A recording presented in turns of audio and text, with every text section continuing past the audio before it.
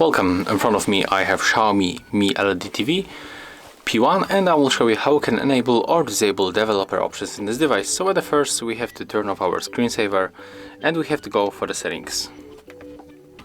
Next we have to scroll down to the device preferences and go for about.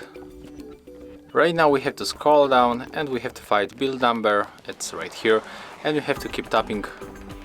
And as you can see we are right now in developer options. So let's go back and let's take a look when we can find them. As you can see, here we can find the developer options and here we can adjust the options. We can, for example, open the factory menu.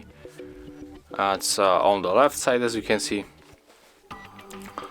and also we can, for example, of course we can navigate through this factory menu. But we can also, let me just go in again, we can also make other changes like USB debugging, or we can enable view attribute inspection. So we can make here a lot of things.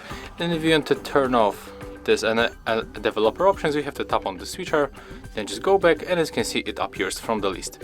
So that's how it looks. If you find this video helpful, remember to leave a like, comment and subscribe.